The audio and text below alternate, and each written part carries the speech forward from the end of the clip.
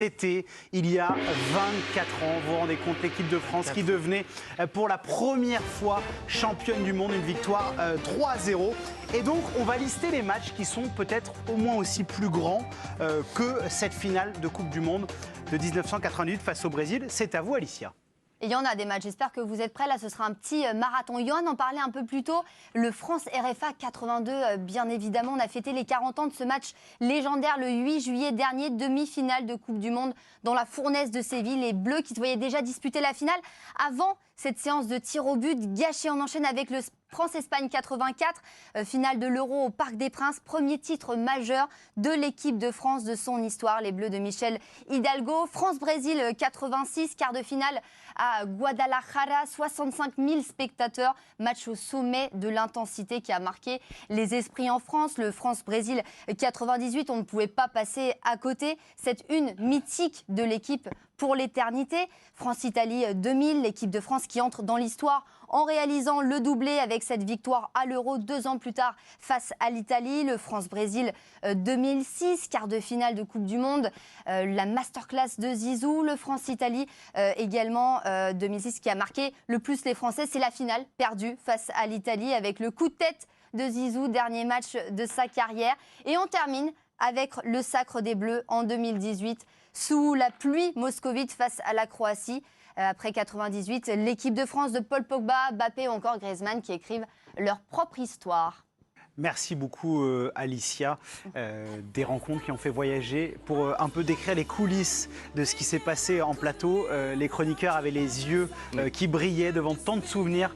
Il faut dire qu'on a de la chance puisque la France a une merveilleuse histoire avec le football et on en profite. Alors la question était toute simple, est-ce que cette victoire donc en 98 qui offre aux Français cette première étoile sur le maillot, victoire 3-0 face au Brésil de Ronaldo en finale au Stade de France, Coupe du Monde à la maison, est-ce que c'est forcément le plus grand match de l'équipe de France? On pourrait se dire, il n'y a pas de débat, ça n'existe pas. Mais nous, à l'équipe, on a la chance d'avoir Grégory Schneider. Et Grégory Schneider, vous savez ce qu'il nous répond? Il nous répond que le plus grand match, le plus fort de l'équipe de France, c'est France-Belgique en 2018 à Saint-Pétersbourg. Victoire 1-0, but de Samuel Umtiti. Il a évidemment 1 minute pour vous convaincre. Il est seul contre tous, il adore ça, il aime ça. C'est à vous, Greg. Mais non, pas en prison. Ah, c'est pour ça qu'il ne m'écoutait pas tout à l'heure. Alors, s'il vous plaît, si on peut remettre le chrono, s'il vous plaît. Reste concentré, Greg. Parce voilà. que là, c'est quand même... Voilà. Et c'est pas... Allez-y, mon cher Greg. Je trouvais que c'était une équipe plus émouvante que les autres. Je pense à celle de 2006 ou celle de 1998. Tu avais deux gamins déjà sur les ailes. Les Pavard et Hernandez. Tu avais ce couple bizarre Kanté-Pogba, c'était un peu la thèse, l'antithèse. Tu avais le leadership de Griezmann qui était un leadership un petit peu innocent. Donc je pense qu'ils étaient un peu moins armés, ils avaient un peu moins de poils de barbe que les autres. Et surtout, ce match, la Belgique devait le gagner. Tu sentais que c'était le moment d'une génération. Hazard est le plus grand joueur du monde à ce moment-là. Tu as De Bruyne, tu as Fellaini, c'était pour eux et ils auraient dû gagner ce match. En tout cas, c'est ce qu'on pensait tous avant, qu'on est dans la compétition sans ce genre de choses. Et ils ont inversé la course des planètes au terme d'un match d'une intensité et d'une violence invraisemblable. J'ai jamais vu des mecs se mettre autant sur un terrain.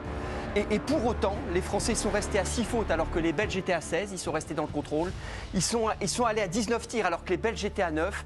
Ils ont maximisé tout ce qu'ils pouvaient faire et ils ont grandi 1000 fois au-delà d'eux-mêmes. C'est pour ça que moi, ce match m'a fait infiniment plus que les autres.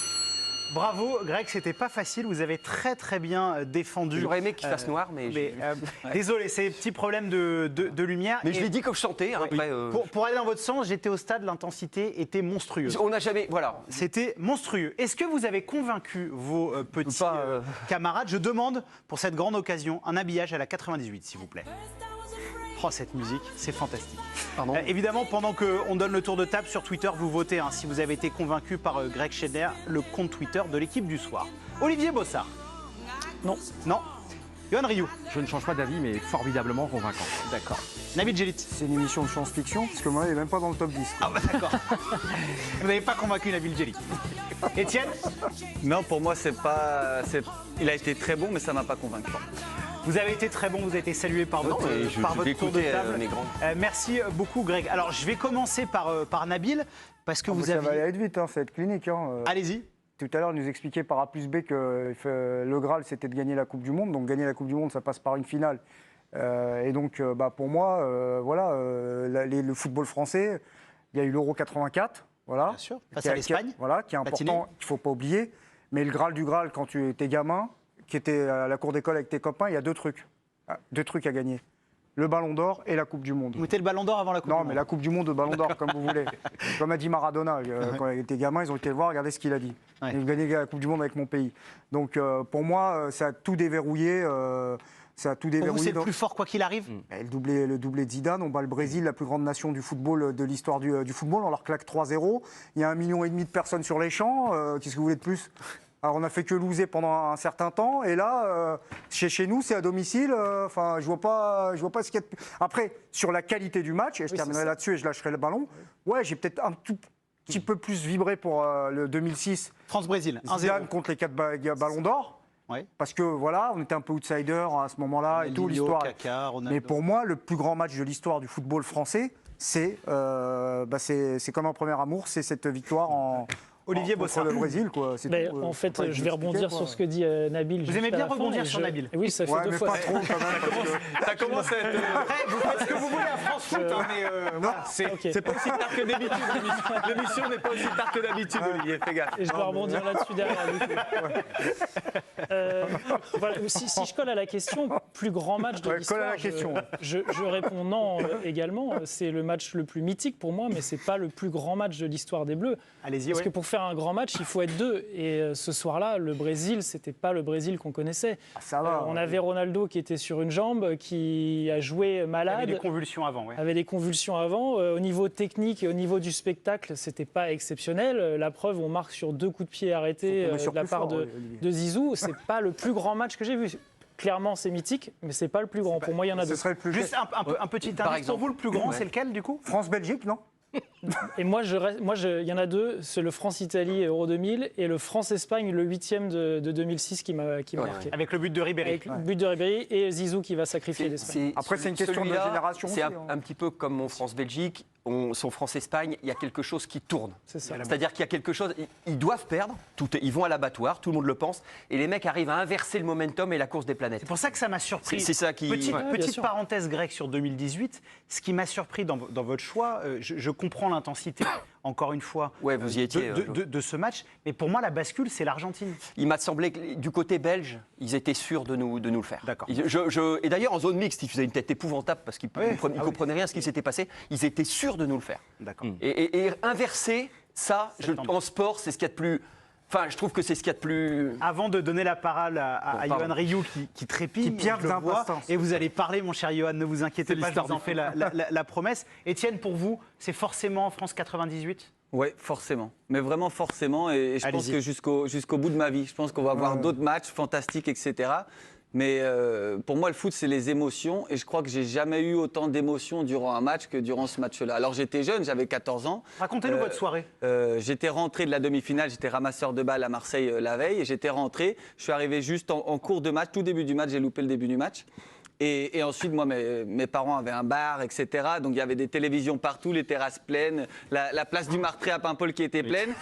Les premières bières à 14 ans, faut pas le dire. Oh là Et là, c'était- c'était pour moi quelque chose, je vous jure, c'est un de souvenir, crier, de voir tout exploser, de voir tes parents qui chialent pour le chialent, ouais. football, d'avoir mes potes qui pleurent aussi, d'être avec sa famille et de vivre ça. Pour moi, je pense que c'est à vie le match qui m'a le plus marqué, qui marquera. Comment tu peux mettre France-Belgique devant France-Brésil? Alors, on ne prend même pas celui de 2006, celui de 86 à Guadalajara avec Luis Fernandez, Platini qui rate son péno. Comment tu peux le mettre devant? Non, parce que comme je l'ai- Non, mais je te pose la mais question. Je trouve qu'il y avait cette équipe avait un petit côté innocent. C'est l'équipe de 2018 qui moi m'a Ouais, les images, hein, m'a touché.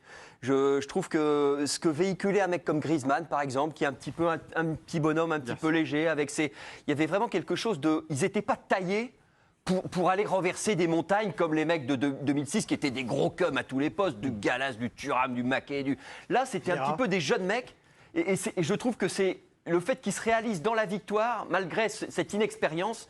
J'ai vraiment trouvé ça m'a fait un truc. Voilà. Johan Rioux. Alors, je choisis une défaite. C'est le France RFA 82. Bon. Parce que moi, depuis tout petit, c'est comme ça. Après, les choix font de manière intime. totalement. J'ai toujours préféré des perdants, mais évidemment, il faut que les perdants soient magnifiques, aux gagnants. C'est comme ça. Il y en a qui diront qu'ils ne comprendront pas. Et souvent, pour moi, la plus belle interview que j'ai jamais lue dans ma vie, c'était Fernando Torres dans SoFoot qui expliquait ce concept que dans notre vie, on passe notre temps à perdre. On perd nos rêves, on perd notre jeunesse, on perd nos illusions, on perd nos parents, on perd nos rêves, on perd nos cheveux, on passe tout le temps à perdre. D'ailleurs, son amour Ça se incroyable. voit pas, Johan. Pour l'Atlético de Madrid. T'as oublié, on perd nos duels. On perd des duels. Je savais que je ne devais pas dire les cheveux, mais j'ai dit les cheveux. Mais c'est un hommage à Étienne. Et tu vois, et là, Exactement. en 82, c'est magnifique parce que c'est le pendant de ce que tu as dit par rapport à 98, c'est que là, il y a tout un pays, il y a tout un peuple qui a pleuré. Et ce jour-là, je pense à tous les enfants. Moi, j'étais trop jeune, j'avais 4 ans, donc j'ai pas pu en plus le vivre.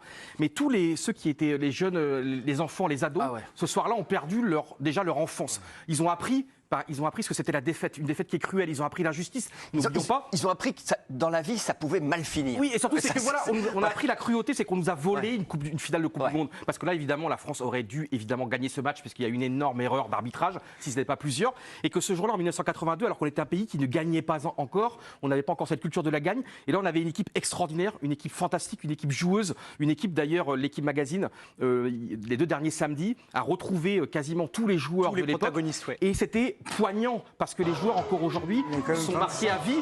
Et c'est pour te dire qu'on nous a volé le plus grand des trésors de participer, de vivre une finale de Coupe du Monde à Bernabéu. Et je trouve que ce qui s'est passé là, c'est un vol, et c'est le vol de notre rêve, le vol de nos rêves, le vol de notre enfance. Et plus jamais on a été pareil après ce match. Très bien, merci beaucoup, Johan, de nous avoir fait voyager dans le temps. Malheureusement, Greg, vous n'avez pas convaincu le plateau. C'est quand même inquiétant, et non 25. plus les téléspectateurs. Vous avez fait 25%. C'est soit c'est ta fan base, là. Perso, je trouve ça Et inquiétant. c'était, messieurs, juste s'il vous plaît, c'était aussi le sondage du soir dans l'équipe tu du vois. soir. Et pour 75% Je suis content. des